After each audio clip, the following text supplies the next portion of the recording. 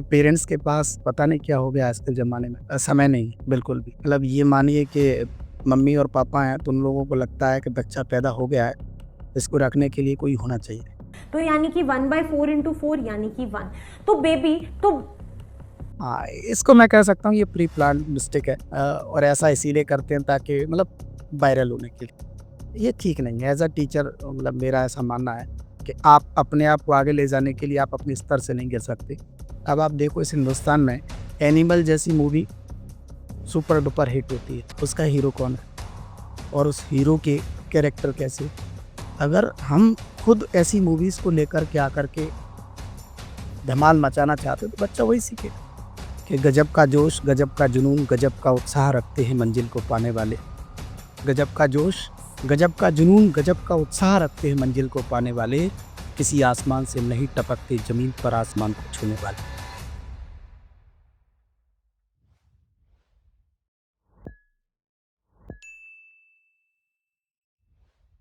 Hello sir. Hello.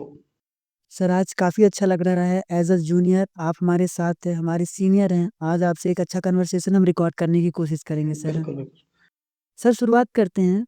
तो sir main distraction क्या है बच्चों का आज के टाइम पे? आज के टाइम पे सर मतलब देखा जाए वाला तो मोबाइल और सोशल मीडिया। मोबाइल अगर नहीं होगा तो सोशल मीडिया नहीं होगी। सोशल मीडिया में भी कारण ये है कि बच्चे बहुत छोटी उम्र से तकरीबन देखा जा रहा है तो 5th-6th क्लास के बच्चे की आज सोशल मीडिया पर आईडी है और उस आईडी में न केवल वो फैमिली मेंबर्स और फ्रेंड्स लगभग उनके हज़ारों-हज़ारों फ्रेंड्स हैं।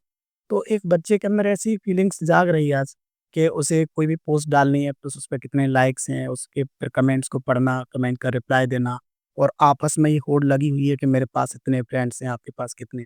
तो एक बच्चा ज़िंदगी में क्या जी रहा है उसे कोई मतलब नहीं। सोशल मीडिया पे क्या है उससे बहुत फ़र्क है। तो सोशल मीडिया मुझे लगता है बहुत बड़ा प्रॉब्लम है बच्चों के दिमाग में फ़िलहाल। Okay. Sir as a teacher आपके पास इतने दिनों का मतलब मैं अगर बात करूँ तो 14 साल लगभग आपके पास एक्सपीरियंस है पढ़ाने का। तो सर ऐसा क्या चीज़ें ऐसी कौन-सी चीज़ें हैं जो आपको लगती है कि चेंज होनी चाहिए एजुकेशन सिस्टम पे? एजुकेशन सिस्टम में जैसे देखा जाए धीरे-धीरे चेंज तो अच्छे हो रहे हैं। न्यू पॉलिसी आई है, अच्छी है, लेकिन थोड़े से और बदलाव की ज़रूरत है। प्रैक्टिकल नॉलेज बच्चों को नहीं। अभी जैसे हम लोगों के ज़माने में थ्योरेटिकली ज़्यादा हुआ करता था, लोग याद करने पे ज़्यादा फ़ोकस करते थे। लेकिन एग्ज़ाम का पैटर्न थोड़ा-सा अच्छा होता था, तो याद करते-करते ही बच्चा एक अच्छा इम्प्रूवमेंट करता था। आजकल क्या है कि प्रैक्टिकली कुछ स्कूलों में तो मैं ये नहीं कह रहा कुछ स्कूलों में नहीं है। कुछ अच्छे स्कूलों में तो बच्चों को मिल जाता है, लेकिन कैटेगरी डिवाइडेड है। एक कैटेगरी ऐसी है जिस बेचारे बच्चे को एग्ज़ाम में सीधे मतलब प्रैक्टिकल देने तो जाता है, प्रैक्टिकल किताब खरीदता है एक बुक और उसको कई स्कूलों में तो वो लिखी-लिखाई मिल जाती है। मतलब उसे लिखना भी नहीं है और कुछ जगहों पर ऐसे हैं कि प्रैक्टिकल वो परफ़ॉर्म कर रहे हैं। तो मेरा मानना ये है कि सभी बच्चों को प्रैक्टिकल अनिवार्य हो, करना बेहद ज़रूरी है। दूसरी चीज़ ये है कि खेल-कूद, एक्सरसाइज़ वाला, माइंड डेवलपमेंट का अपना एक उम्र है, अपना दायरा फिज़िकल स्ट्रेंथ का भी अपना एक कैपेसिटी कि कब तक होगा, वो बच्चे बिल्कुल दूर होते जा रहे हैं। आज एक 10th स्टैंडर्ड का बच्चा लगभग 10 से 12 घंटे किताबों से टच रहता है। या तो स्कूल जाता है, स्कूल के बाद में फिर वो कोचिंग जाता है, होमवर्क करता है दोनों जगहों का। तो अल्टीमेटली देखोगे आप ग्राउंड्स खाली। तो ये सरकार ने ये तो दायरा किया है कि भई स्कूल्स खुलेंगे और आज देखोगे ना तो स्कूलों में विदिशा में ही मैं आपको बता दूँ, कोई नाम नहीं ले रहा लेकिन ऐसे कई स्कूल हैं, जिन बिल्डिंग्स में लोग रह नहीं सकते, उन बिल्डिंग्स में स्कूल चल रहे हैं। तो ये भी एक पॉलिसी का हिस्सा होना चाहिए कि क्राइटेरिया कागज़ों में तो है कि एक ग्राउंड हो, लेकिन क्या वाक़ई ग्राउंड है? वो ग्राउंड है तो क्या वाक़ई में उसमें बच्चे जाके खेल रहे हैं? तो फिज़िकली स्ट्रेंथ, मेंटली स्ट्रेंथ ये सब कुछ मायने रखती है। किताबी ज्ञान पर तो लोग ध्यान दे रहे हैं, उस पर नहीं शायद थोड़ा-सा। तो सर क्या ये भी कह सकते हैं कि यहाँ एक पेरेंट्स का भी रोल होना बहुत अनिवार्य है? रोल तो है लेकिन दोस्त पेरेंट्स के पास पता नहीं क्या हो गया आज के ज़माने में समय नहीं, बिल्कुल भी। मतलब ये मानिए कि मम्मी और पापा हैं तो उन लोगों को लगता है कि बच्चा पैदा हो गया है, इसको रखने के लिए कोई होना चाहिए। ये कंडीशन है और बच्चे घर में नहीं रहना चाहते, पेरेंट्स ने रखना भी नहीं चाहते। मैं एज़ अ टीचर बता रहा हूँ आपको संडे को सर क्लास लगी, ये चाहने वाले आज 90% पेरेंट्स। आप मुझे बताइए मंडे टू सैटरडे बच्चा क्लास जाता है, स्कूल भी जा रहा है और कोचिंग भी जा रहा है। संडे ही तो एक पेरेंट्स के पास मिलता है, हो सकता है उस दिन उनकी छुट्टी हो, उस दिन तो बच्चे को अपने पास रखो। वो उस दिन भी चाहते हैं कि आज भी बच्चों की क्लास लगे। तो पेरेंटिंग तो बहुत खराब हो चुकी है। मतलब एकदम सीधे-सीधे बोलने में कोई बुराई नहीं है। कोई मतलब 10% भी ठीक-ठाक माहौल नहीं है। पेरेंट्स का तो सब गड़बड़ है। पैसा खर्च करना चाहते हैं, गली मोहल्ले में कौन अच्छे स्कूल में पढ़ रहा है, उससे ज़्यादा अच्छे स्कूल में पहुँचाना है। वो 25,000 दे रहा है तो मैं 30,000 दे सकता हूँ। इससे पेरेंटिंग डिसाइड हो रही है और ये ठीक नहीं क्या ये भी एक कारण हो सकता है सर जनरेशन गैप को लेके? है ही। हम लोगों में अब अगर देखा जाए तो हमारे टाइम पेरेंट्स के लिए हमारे दिल और दिमाग में जो सम्मान होता था और आज भी डरते हैं, हम आज भी डरते हैं। लेकिन आज का बच्चा नहीं डरता। क्यों? क्योंकि वो अपने पेरेंट्स के साथ टाइम ही स्पेंड नहीं कर पाता। टाइम ही नहीं। सुबह के निकलते हैं पेरेंट्स, रात को आते हैं। बच्चों से मेहमानों की तरह मुलाकात हो रही है। उसमें भी खुश दिलाना मतलब थोड़ा-सा खुश करने के लिए कि संडे को थोड़ा बहुत बाहर का खिला देते हैं, कभी कपड़े दिला देते हैं बस। बीइंग अ सर आपकी एक्सपीरियंस भी अगर हम बात करें, तो सर आपने जो चेंजेस देखे हैं, उसी चेंजेस में एक चेंज आता है सर ऑफ़लाइन, ऑनलाइन। बिल्कुल। तो सर आपने जो 12-14 साल का आपका जो एक्सपीरियंस है वो ऑफ़लाइन फ़ील्ड का है, लेकिन आज के टाइम पे देखा जाए तो ज़्यादातर चीज़ें ऑनलाइन जा रही हैं। तो वो आपको कितना फ़र्क पड़ता है आपकी टीचिंग उस स्टाइल पे चेंजेस लाने पे? हाँ, देखो कठिनाई तो है और एक जैसे मेरे जैसे इंसान को हो सकता है थोड़ी कम हो क्योंकि अपन टेक्निकल है, तो जल्दी मूव ऑन कर लेते हैं। लेकिन एक जो बीएससी और बीए किया हुआ बंदा पढ़ा रहा है, उसको ऑनलाइन जाने में बहुत कठिनाई आ रही है। कैमरे को फेस करना, कैमरे के सामने अपने लेक्चर को उसी क्वालिटी से डिलीवर करना, जिस क्वालिटी से वो ऑफलाइन में दे रहा था। तो बहुत दिक्कत आती है। शुरू का तो ये मान लो 1 साल तो उसका एक्सपीरियंस ऐसे ही जाता है और बच्चों को भी इसका बहुत नुकसान होता है। सर ऑफ़लाइन या ऑनलाइन अगर मैं अपनी खुद की बात करूँ तो ऑफ़लाइन और ऑनलाइन में कितनी ज़्यादा चीज़ें चेंज हो गई हैं सर। क्योंकि ऑफ़लाइन में एक जगह है, एक बच्चे के अंदर जो टीचर का डर रहता है। ऑनलाइन में मुझे नहीं लगता कि वो बच्चों के अंदर कोई डर रहता है क्योंकि वो फ़ोन के सामने पढ़ रहे हैं। कोई उनसे कोई क्वेश्चन नहीं करने वाला है, ना कोई डर है कि कोई उनको मॉनिटरिंग कर रहा है। और वहाँ क्लास में एक जो एक कॉम्पिटिशन का क्रिएट होता है कि वो बच्चा आंसर दे रहा है तो मुझे भी आंसर देना चाहिए। करेक्ट। ये सारी चीज़ें सर कहीं न कहीं बदलाव देखती हैं। तो क्या ये सब बच्चों को नोटिस करना चाहिए सर? नोटिस करना चाहिए लेकिन क्या है जैसे ऑनलाइन अब अपन गए, तो ऑनलाइन अ, कुछ जगहों पर ठीक है, प्लस पॉइंट इतने से हैं कि आपका टाइम कंज्यूमिंग नहीं है, बच जाता है उसमें। आप घर में रैंडमली कभी भी पढ़ सकते हो, आप जिस सिचुएशन में हो वैसे पढ़ सकते हो, आपको नहा के बढ़िया ड्रेसिंग करके जाने की ज़रूरत नहीं है। लेकिन घाटे बहुत, घाटा सिर्फ़ इतना सा है कि देखो, सामने टीचर होता है, तो उस टीचर के वो डाँटेगा जैसे आपने कहा ना कि डाँट नहीं सकते। भाई कॉपी में आप कैसे लिख रहे हो? एग्ज़ाम में जब जो अपनी चेक होती है कॉपी, उससे पहले एक टीचर उस बच्चे की कॉपी साल भर में सैकड़ों बार चेक करता है। तब कहीं जाकर के बच्चे को पता चलता है कि एग्ज़ाम में एग्ज़ैक्टली ऐसे लिखना है। लेकिन ऑनलाइन में तो टीचर आपके घर आके नहीं देखेगा ना कि आप गलत लिख रहे हो, सही लिख रहे हो। लिख भी रहे हो या नहीं लिख रहे हो, इस बात की कोई गारंटी नहीं। प्लस आपको डाउट आएगा, कहाँ पूछोगे? मैसेज करोगे, मैसेज में कोई डाउट क्लियर होता है, ठीक? तो ऐसी हज़ारों चीज़ें हैं जो मुझे लगता है कि ऑनलाइन में ठीक नहीं है, लेकिन समय की माँग है, क्या कर सकते हैं। तो सर समय की ही माँग है, तो क्या ऐसा हो सकता है कि आने वाले टाइम पे ऑफ़लाइन एकदम ही खत्म हो जाए? नहीं, ऑफ़लाइन ख़त्म तो नहीं होगा। देखो एक्चुअली में जो अच्छा चाहने वाले लोग हैं, वो ऑफ़लाइन पढ़ें। क्योंकि ऑफ़लाइन के बिना एक टीचर मतलब टीचर बच्चों के अंदर अनुशासन नहीं डाल सकता। आप फ़ोन पर डाँट के ये नहीं कह सकते कि भई आज मतलब फ़ोन पे कैसे पनिशमेंट करेगा कोई। रिस्पेक्ट जैसे कह सकते हैं ना कि सोशल एक्टिविटी वाला मामला है। बच्चे के अंदर सामाजीकरण की भावना कहाँ से आएगी? भई 10 लोगों के बीच में बैठेगा नहीं, तो वो लड़ेगा कैसे? वो मान लो एक बार लड़ाई हो गई, तो उस लड़ाई से दूर कैसे हटना है, ये कहाँ से आएगा? आप घर में बैठे हो, आप तो किसी से लड़े ही नहीं, तो उस लड़ाई से बचना कैसे है? लड़ाई हो गई तो कहाँ तक लेके जानी है, खत्म कहाँ करनी है? होने के बाद सॉरी कैसे बोलते हैं? ये चीज़ बच्चे को कहाँ से आएगी? वो अगर घर पे अकेला ही है, तो उसका सामाजिकरण तो शून्य होगा। तो ऑनलाइन तो मेरा मतलब मानना ये है कि देखा जाए तो टोटली ठीक नहीं है, लेकिन समय है, लोगों की चाहत है, पैसा बचाना चाहती है जनता, समय भी बचाना चाहती है, तो लगे। ओके सर, तो ये बात हो गई सर ऑफ़लाइन और ऑनलाइन के ऊपर। सर अगर मैं बात करूँ तो जो आज के टाइम पे स्कैम्स होते हैं, डिफरेंट कॉम्पिटिटिव एग्ज़ाम पे, लेकिन मैं अभी जिस प्रोफ़ेशन में आप हैं 8, 9, 10th, 11th, 12th नीट अभी जे नीट में हुआ। एग्ज़ैक्टली तो सर वही मैं पूछना चाहता हूँ कि ये जो स्कैम्स होते हैं वो कोई किसी एवरेज बच्चे के ऊपर जो मेहनत करता रहता है, उसका एग्ज़ाम निकलना ना निकलना इज़ अ डिफरेंट थिंग। उसके ऊपर कितना इम्पैक्ट डालता है सर? उसके ऊपर तो डालता ही है, उसके साथ-साथ उसकी फैमिली पर, उसके पूरे रिश्तेदारों पर, उस जैसी हज़ारों बच्चों पर, जो ये सपना देखते हैं कि चलो इसका अगर मान लो हो गया, तो उसकी आस-पास कॉलोनी में रहने वाला दूसरा बच्चा भी सोचता है कि अब मैं तैयारी कर लूँ। लेकिन जब उसे पता चलता है कि यार नीट जैसे एग्ज़ाम में धाँधली है हो जाती है, सीट्स बिक जाती हैं, तो एक नया बच्चा आने से डरता है।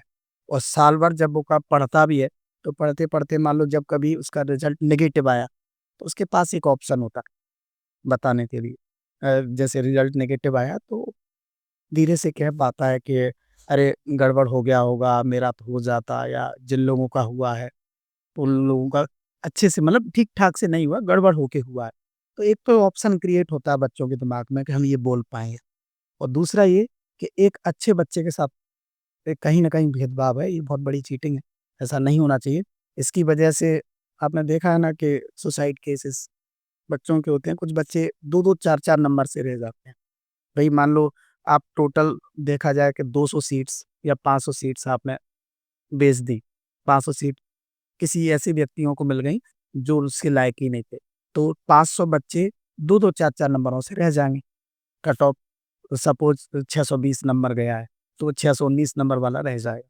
तो 619 नंबर वाले 500 बच्चे रह जाएँगे। 500 बच्चों में से मान लो किसी बच्चे का दूसरा साल है, तीसरा साल है, कुछ बच्चे सोचते हैं नेगेटिव, तो फिर वो दुनिया ही छोड़ते हैं।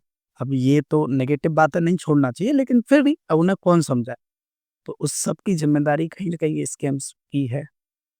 ओके सर, तो क्या जो एक एग्ज़ाम, पढ़ाई करके जो एक प्रोफ़ेशनल सरकारी नौकरी या किसी ऐसी जॉब वाले ही फ़ील्ड में सक्सेस पाना सही है? या कुछ अलग एक्टिविटी करके भी अपने अंदर की स्किल को डेवलप करके भी कुछ चीज़ें लाइफ़ में सक्सेस पाना सही है? ये मैं आपकी राय जानना चाहूँगा सर। मेरी राय व्यक्तिगत है और मैं इसका खुद एक एग्ज़ाम्पल हूँ, मैं आपको बता दूँ। मैं आईसीटीआई कॉलेज से जब निकला उसके बाद मेरे पास ऑप्शंस थे। हाँ, लेकिन मैंने सेलेक्ट किया, टीचिंग किया, ये बाय चॉइस, ठीक? मैं सेकंड ईयर से पढ़ा रहा हूँ। उसके बाद ये इसके पीछे का कारण ये एक और भी है कि मैं एक पोएट हूँ। मेरे अंदर मैं बहुत बचपन से ही बहुत छोटा-सा था तब से मैं पोएट्री करता था। तो मेरे फैमिली में लोगों ने कहा कि मतलब अच्छा कर सकते हो लेकिन इसमें कुछ होगा नहीं। तो एटलीस्ट उसको मेंटेन करना, वो आपकी चॉइस है, आप आगे जा सकते हो। आज पोएट्री में अगर कोई बंदा कहीं से भी निकले और उस पर प्रॉपर मैं कहता हूँ 6 महीने टाइम दे, तो वो एक अच्छा सुपरस्टार है। मैं हिंदुस्तान के लगभग बहुत बड़े-बड़े सभी कवियों के साथ कविताएँ पढ़ चुका हूँ। मध्य प्रदेश के जितने भी न्यूज़ चैनल्स आते हैं, सब पर मैं पोएट्री कर चुका हूँ, आकाशवाणी हो, दूरदर्शन हो। तो ये जो अचीवमेंट, ये जो चीज़ें अगर अपनी चॉइस से मिलती हैं, वो आपको जॉब नहीं दे सकती। इसीलिए अगर बंदे के अंदर दम है, वो किसी पर्टिकुलर फ़ील्ड में अपना नाम करना चाहता है, तो पहले वो ट्राई करना चाहिए। अगर वहाँ मान लो सक्सेस नहीं मिलती है, तो जॉब तो करनी है यार, प्राइवेट हो या गवर्नमेंट, आज नहीं तो कल मिल ही जाएगी। लेकिन पहले खुद का ट्राई करना चाहिए, ये मेरा पर्टिकुलर खुद का मानना है। उसके पीछे का कारण यही है कि खुद का करोगे ना, तो मेहनत तो ज़्यादा लगती है, लेकिन संतुष्टि एकदम अलग लेवल की, और उसका कोई आयाम नहीं है, कहाँ तक जाएगी। आप एक बड़ी कंपनी भी क्रिएट कर सकते हो, जैसे आप पॉडकास्ट है, आपकी जो मित्र मंडली है, कल को एक अच्छा चैनल तक पहुँच सकती है। ठीक, थैंक यू तो सर। ये ज़रूरी है। ये हमारे लिए कॉम्प्लीमेंट था लेकिन उसके लिए थैंक यू सर। सर आपने बताया कि आपकी पोएट्री की एक अच्छी जर्नी रही है। अगर आप कुछ सुना सके हमें हमारी ऑडियंस को कोई अच्छी-सी कुछ 4 लाइन तो प्लीज़ सर। मैं देखो क्या है, हर तरीके की कविताएँ लिखी, लेकिन चूँकि अभी ये बच्चों पर आधारित शूट चल रहा है मेरा, मैं एज़ अ टीचर यहाँ बैठा हुआ हूँ, तो मैं चाहता हूँ कि बच्चों को कुछ मोटिवेट कर सकने वाली 2 लाइनें ब कह सकता हूँ कि गज़ब का जोश, गज़ब का जुनून, गज़ब का उत्साह रखते हैं मंजिल को पाने वाले। गज़ब का जोश, गज़ब का जुनून, गज़ब का उत्साह रखते हैं मंजिल को पाने वाले, किसी आसमान से नहीं टपकते ज़मीन पर आसमान को छूने वाले। तो ये ज़मीन पर ही रहते हैं अपन लोग और अपन लोगों में से ही कोई न कोई एक ऐसा सितारा बनता है जिसे देखकर लोग कहते हैं कि देखो ये हो जा रहा है। और ऐसा होने में ज़्यादा समय नहीं लगता, पूरी शिद्दत और पूरी एकदम लगन की ज़रूरत है और वो मैं आप लोगों में देख पा रहा हूँ। हाँ, ये छोटी-सी जगह में आपने इतना अच्छा प्यारा सेटअप किया है, ये भी उसका एक एग्ज़ाम्पल। सर आपकी पोएट्री बहुत ज़्यादा फ़ैसिनेटिंग और मोटिवेटेड थी। सो सर कुछ वीडियोज़ हैं, मीम हैं जो मैं आपको दिखाना चाहूँगा सर और उसपे मैं आपकी राय जानना चाहती हूँ कि वो चीज़ें कहाँ तक कितनी सही हैं सर। सर ये रील सर आप अगर देख पाएँ अमरचा फारू ब्रिटेनिया बिस्कुट, अमरचा फारू ब्रिटेनिया बिस्कुट फारू मतलब जानेंगे। अमेरिका, चा से यानी चाइना यानी चीन, फा से इस तरीके की इस तरीके की टीचिंग स्टाइल जो है सर इसको आप क्या कहेंगे? इसको अट्रैक्टिव स्टाइल कहा।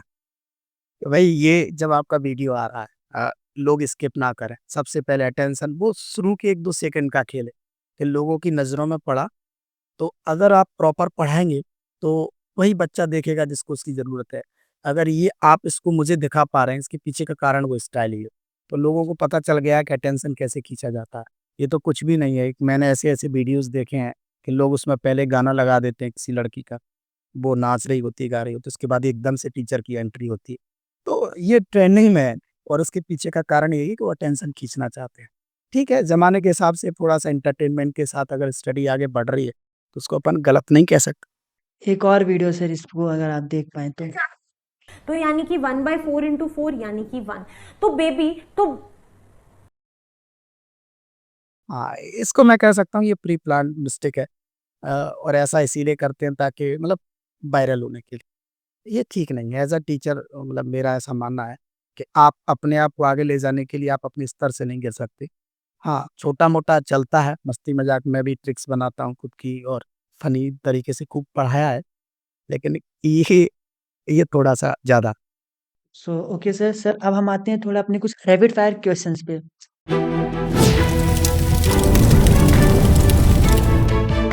सर ये क्वेश्चंस ऐसे होते हैं जो जनरली बच्चा चाहता है कि उनको इसके जवाब मिल जाएँ। तो मैं आपके पर्सपेक्टिव से जानना चाहूँगा कि इनके क्या जवाब हो सकते हैं? तो सर मेरा पहला सवाल यही है सर कि कितने घंटे की पढ़ाई ज़रूरी है एक बच्चे के लिए? अब देखो ये अगर बहुत अच्छे स्वस्थ दिमाग से की जाए तो 6 घंटे सफिशिएंट। Okay sir. दूसरा सवाल है सर मेरा कि नीट में बायोलॉजी के लिए एनसीईआरटी इनफ है क्या? नहीं मतलब इनफ तो नहीं कह सकते लेकिन हाँ, सिलेक्शन दिलाने के लिए ठीक है और टॉप करने के लिए इनफ नहीं। ओके। तीसरा सवाल है सर मेरा कि डमी स्कूलिंग करना सही है क्या कॉम्पिटिटिव एग्ज़ाम के लिए? दोनों ठीक है। ठीक भी है और नहीं। नहीं इसीलिए क्योंकि अगर आप स्कूल में नहीं जाएँगे तो मैंने कहा ना सोशली आपकी जो एक्टिविटी है वो आपके अंदर नहीं आएगी। और स्कूल आजकल ऐसे हो गए हैं कि उनको डमी करना ज़रूरी पड़ता है। स्कूलों में कुछ पढ़ाते नहीं हैं लोग, तो बच्चे कोचिंग में जाके डमी ले लेते हैं। तो ठीक नहीं है क्योंकि आप स्कूल जाइए, स्कूल में जो चीज़ें मिलती हैं, ग्राउंड मिलता है, कोचिंग में ग्राउंड नहीं मिलता। स्कूल में प्रेयर मिलती है, कोचिंग में प्रेयर नहीं मिलती। कल्चरल एक्टिविटी स्कूल में मिलती है, कोचिंग में नहीं मिलती। तो जाना चाहिए। ओके सर मेरा चौथा सवाल है कि मॉक टेस्ट कितना इम्पोर्टेंट होता है किसी एग्ज़ाम के लिए? मतलब ये मान लो कि एक प्री एक्सरसाइज अगर वो ढंग से नहीं किया तो आप बहुत अच्छा टॉपर तो नहीं बन सकते। ओके सर अगला सवाल है मेरा कि बच्चे का गुरु या टीचर कौन है? ये कितना इम्पोर्टेंट होता है? अति से ज़्यादा चाणक्य का जो शिष्य हुआ करते थे जिसका नाम चंद्रगुप्त मौर्य था। चंद्रगुप्त मौर्य के अगर टीचर चाणक्य नहीं होते तो वो चंद्रगुप्त मौर्य नहीं बनता। टीचर बहुत डिपेंड करता है। Okay sir. सर बच्चे को अपना गोल कब सेट कर लेना चाहिए? बचपन से ही जब वो सोचने लगे कि गोल क्या होता है, लक्ष्य क्या है, समझदारी है, अगर वो अपने आप के अंदर की आवाज़ पहचानने लायक हो जाए कि मेरे अंदर वाक़ई क्या पल रहा है। अगर उसके अंदर मैं जैसे मैं हूँ, मैं बहुत छोटा-सा था तब से मैं जानता मतलब मुझे समझ में आने लगा कि मैं अच्छा पोएट बन सकता हूँ। मैंने पहले ही डिसाइड कर लिया था कि मुझे पोएट बनना है। तो होता है और आज भी आप देख रहे हो ना मंचों पर 5-5, 6-6 साल के लोग अपनी आइडेंटिटी के साथ घूम रहे हैं। Exactly sir. सर मेरा अगला सवाल है कि बोर्ड एग्ज़ाम पहले से अब आसान हो गए हैं क्या? बिल्कुल, आसान हो गए हैं क्योंकि मॉक उसमें देखा जाए तो मार्क्स वाइज़ डिसाइड है कौन-सी यूनिट से कितने मार्क्स का आएगा और सरकार ने किया भी है। नई पॉलिसी में अभी आप देखोगे ना एग्ज़ाम की हार्डनेस को थोड़ा कम किया गया है, ताकि थ्योरेटिकली लोड बच्चों के दिमाग पे थोड़ा-सा कम पड़े, प्रैक्टिकली ज़्यादा, तो आसान हो गए पहले से। Okay sir. सर मेरा आखिरी सवाल है, क्या बच्चे का एनवायरनमेंट भी बहुत ज़रूरी होता है? 100% आप जहाँ पर जियोगे, वैसा बनोगे। तो एनवायरनमेंट तो बेहद ज़रूरी है। आप अगर स्कूल्स की बात करें, एक बहुत अच्छा स्कूल है, जहाँ अच्छा माहौल है, वहाँ से निकलने वाला स्टूडेंट अलग होता है और एक छोटे-मोटे स्कूल से निकलने वाला बच्चा अलग होता है। एनवायरनमेंट बहुत मायने रखता ओके सर, तो ये रैपिड फायर हम अभी इतने ही सवाल थे हमारे पास। सर, अब मैं अपने अगले सवाल पे आता हूँ। सर मेरा अगला सवाल ये है कि आज का जो यूथ है, वो समय से पहले ही बड़ा बनना चाहता है। वो कुछ ऐसी एक्टिविटीज़ करना चाहता है जो उसको लाइमलाइट पे रखे। ऐसी हरकतें करता है, अगर मैं बात करूँ कुछ तो ड्रिंक्स, नशे की ओर, वो वीडियोज़ देख के, मूवी देख के फ़ैसिनेट होके क्रिमिनल बनना, वैसी एक्टिविटी करना और समटाइम्स प्यार-मोहब्बत में पड़ना, ये सारी चीज़ें कितनी इम्पैक्ट डालती हैं किसी बच्चे की लाइफ़ में? पूरा इम्पैक्ट डालते हैं और दोस्त मैं आपको बता दूँ बच्चा वही बनना चाहता है, जो बच्चा देखता है। अब आप देखो इस हिंदुस्तान में एनिमल जैसी मूवी सुपर डुपर हिट होती है, 500 करोड़ से ज़्यादा कमा जाती है। उसका हीरो कौन है? और उस हीरो के कैरेक्टर कैसे? अगर हम खुद ऐसी मूवीज़ को लेकर के आकर के धमाल मचाना चाहते हैं, तो बच्चा वही सीखेगा। पुष्पा, झुकेगा नहीं साला, मतलब एक डायलॉग की बात कर रहा हूँ। तो हमारी पूरी जनरेशन कहीं न कहीं सोशल मीडिया से या वीडियो से जो अपन तक पहुँचता है, उससे आगे बढ़ती है। अभी जैसा कंटेंट उनके सामने आ रहा है, उसे देख-देख के वो वैसा बन रही है। तो इसमें बच्चों को एक तरफ़ा गलत कह देना कि बच्चे ऐसा कर रहे हैं, वो तो ठीक नहीं है। बच्चों से करवाया जा रहा है और करवाने के पीछे बहुत बड़ी प्लानिंग, बहुत बड़ा मामला हो सकता है, उस पर तो हम कुछ नहीं कहेंगे। क्योंकि आप पास्ट में जाके देखिए तो कैसी मूवियाँ बनती थी। भाई-बहन, परिवार, बागवान जैसी मूवियाँ करती थी, जो परिवार को जोड़ने की बात करती थी। आज कैसी मूवियाँ बन रही हैं, गाने देख लो आप। ठीक पुराने गाने आप सुनिए तो उनकी जो फ़िल्माया जिस तरीके से जाता था, उसमें उनकी जो डांसिंग स्टेप होती थी, स बहुत नॉर्मल था। आजकल के गाने आप लोगों ने सबने देखे, हमने देखे। तो एक बच्चा उन चीज़ों को देख रहा, तो बायोलॉजिकली इम्पैक्ट तो पड़ेगा उसके ऊपर और वो सारी जैसे आपने कहा टैक्स इन सब चीज़ों को। तो छोटी-छोटी चीज़ें केवल और केवल सिनेमा से हम तक पहुँच रही, परिवार से हम साथ में उठ बैठ के देख रहे हैं। तो बहुत हानिकारक प्रभाव है। बच्चे क्या भारत का भविष्य अंधेरे में है। अब इसको देख के कौन लेके आता है उजाले। सर, आपसे अगर मैं यही एक इनपुट लेना चाहूँ कि आज की यूथ के लिए आप क्या मैसेज देना चाहोगे? तो आप प्लीज़ बताइए। मैसेज यही है कि प्यार मोहब्बत परिवार से करिए, माँ से करिए, पापा से करिए, अभी छोटी उम्र है। इस उम्र में उनके साथ रहिए। मम्मी-पापा से भी निवेदन है कि वो मम्मी अपने बच्चों के साथ रहें, उनसे प्यार करें। उनको इतना प्यार करें कि उन्हें बाहर किसी के प्यार की ज़रूरत ना पड़े और थोड़ा-सा संस्कारी रहें, तो ज़्यादा बेहतर है। बुक्स पढ़ें और जो चीज़ें मतलब मैं ये बात वो बातें बता रहा हूँ, जो बहुत कठिन है आज के ज़माने में। ये करना कि आप सोशल मीडिया छोड़ कर के किताबें पढ़ो, तो ये बहुत कठिन काम है। लेकिन अगर ये कर लें, ग्राउंड्स जाएँ, बच्चों को खेलना बहुत ज़रूरी है। अभी आप देखो 50% लोगों की आँखें खराब। मैं क्लास लेता हूँ, एक क्लास में 50 बच्चे तो लगभग 25 से 30 बच्चों को चश्मा लगा हुआ है। तो ये ना लगे यार, ये चश्मा 60-70 की उम्र में लगता था। मेरे तो पूरे गाँव में जब मैं जहाँ से आया, 60 के बाद में ही चश्मा 2-4 को था ही नहीं। तो खेलना भी चाहिए, परिवार में रहो मस्त, पढ़ना-लिखना ठीक है, पढ़ाई का इतना ज़्यादा लोड नहीं लेना है कि रिज़ल्ट खराब हो गया तो ज़िंदगी बेकार हो गई, सुसाइड मर जाएँगे। भाई क्यों मर जाएँगे यार? एक ही काम थोड़ी ना है। लाखों करोड़ों लोग ऐसे हैं जो नहीं पढ़े और सफल हुए। कुछ अच्छा करना, मूव ऑन करना सीखें बच्चे, संघर्ष करना सीखें और समस्याओं से लड़ कर के चेंज करना भी सीखें। प्यार मोहब्बत भी करें थोड़े समय के बाद। Okay sir. So sir thank you आपने हमारे लिए अपना कीमती समय निकाला। बिल्कुल, आप सभी का बहुत-बहुत धन्यवाद और आप लोग लगे रहो, मैं तो यही कहूँगा।